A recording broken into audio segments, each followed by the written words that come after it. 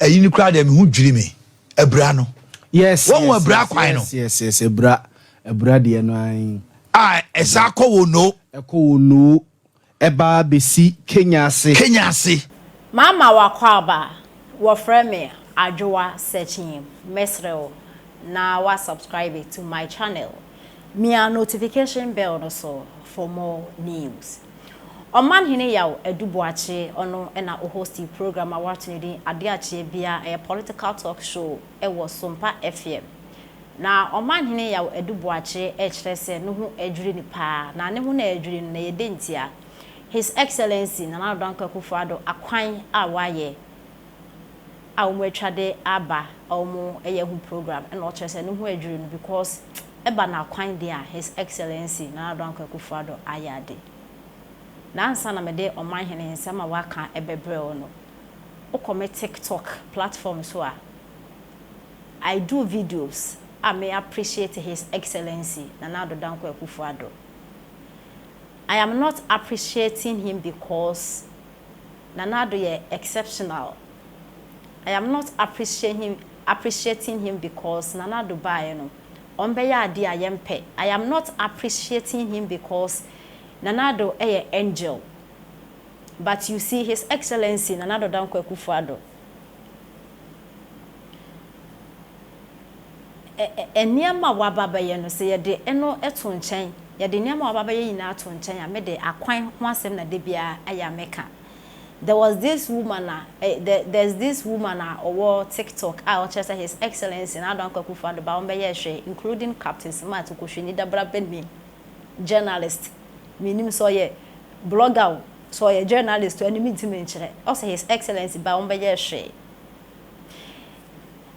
na abrochi na mo kase ehoye fe no I think that the ba kwa ma na abrochi Ghana for am wo de bia mo bo wa ba so eyo mo akwan right. I am daring NDC ni bia I am daring Ghana ni bia miniska de but kamia kase meyim bottom ska misi me de NDC ni bia our Facebook TikTok wherever media ye ma me na meka because makotena area anase makotena ekura se insuta apemfu wu because ekwanya wo faso de opemfu no se ye critical wo faso de na ko hospital kesime no wonye bi kwani na esizi internet se opemfu no owu my witness several cases.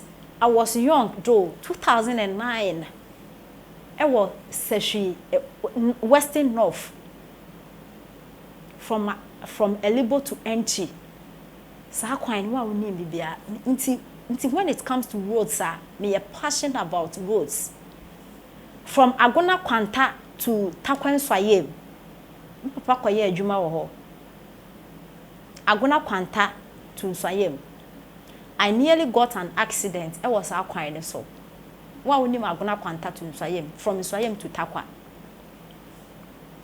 from Dadieso from Enchi to Dadieso. Let's say when I'm talking about roads I don't person me sorry my His Excellency Nana Addo Akuffo because you know man no yemfa economy yes economy it counts economy ni wa on my no edija Ghana for ho chiro mo ye kasa but you see me say president be in the history of this country why akwan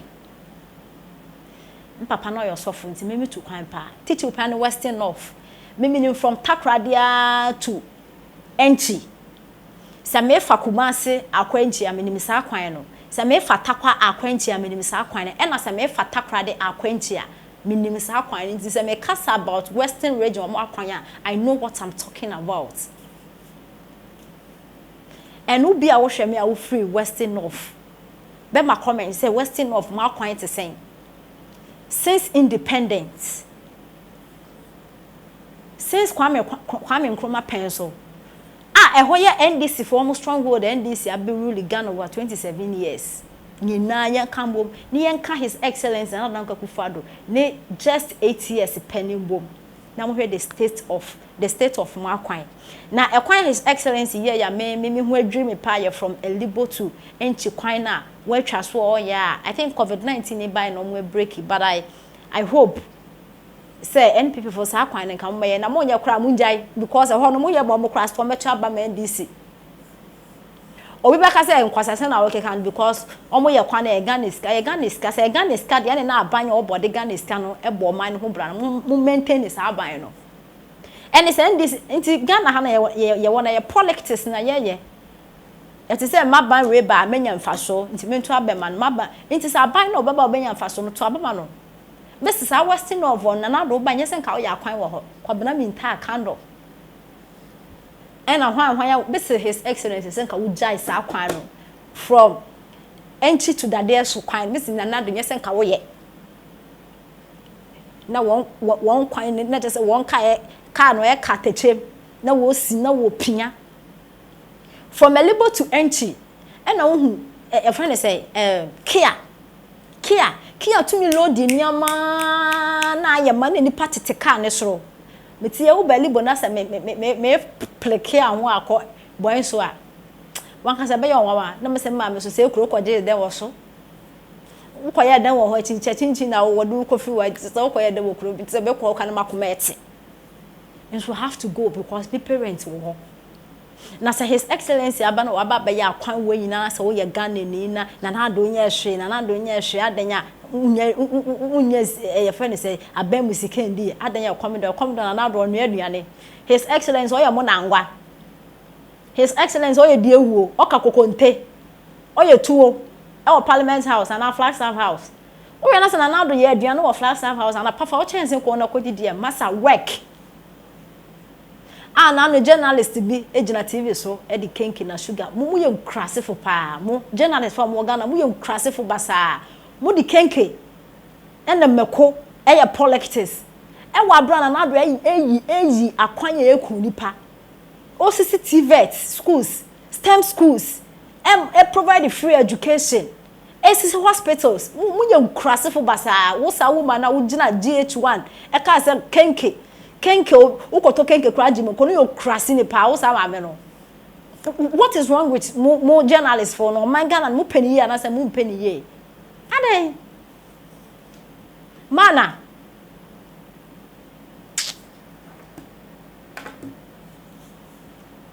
Mr. Nana do aya kwan pa e wo Ghana mo pe wumpo ti Nana do de mo wa baso bobi a mo fa mo his excellency na mo nja papa na mo adi na teme de why no yo bi ni papa Mrs. NDC for buy NDC for one kwan dey na omo eyi akwan your friend said 10 kilometers of roads were Ghana han kan yen senke de bia mo sora mo me say Western region Ashanti region South two regions 2024 wa oni ma wa koto mbeto abade ati NPP amayoko no nyame to obetu am nka no makasa mu when it comes to roads Western North Western region east to say south to say here new any Ashanti region wa wonni ma wakoto abade ati NPP amayoko no mo bete mo kakanka when it comes to roads I'm talking about roads to the Bogoso Junction in Tapa. It also includes other road infrastructures like street lights in the city, traffic lights. Definitely, we have also the Azin Loadway station, a rest stop for drivers,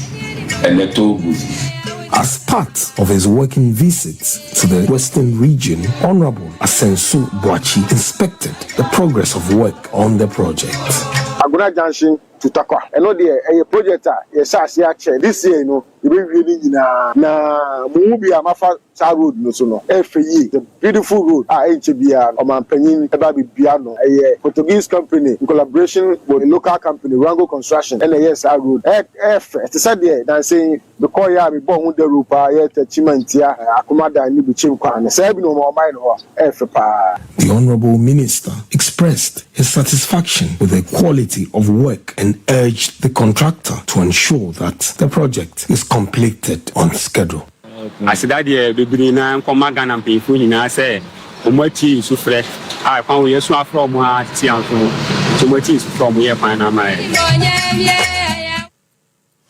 I think say Asenso has brought some dynamism, generally, because we are acquire even the late John Kuma ye. Yes. Share just to onwe and ekwa kobo bosomche.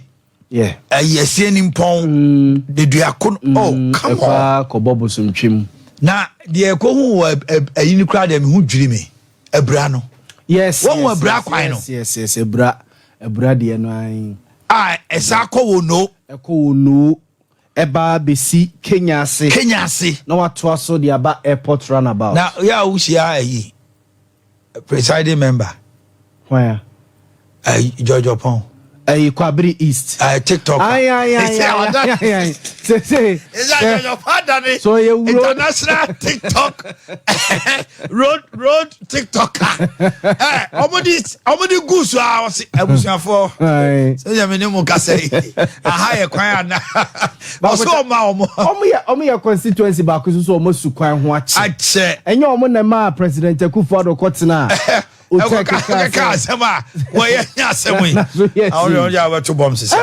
sad, mentioned an Akuffo and it was sad.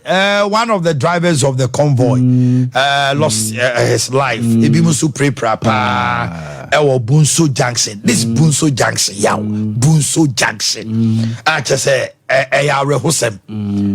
luckily enough, the convoy was heading to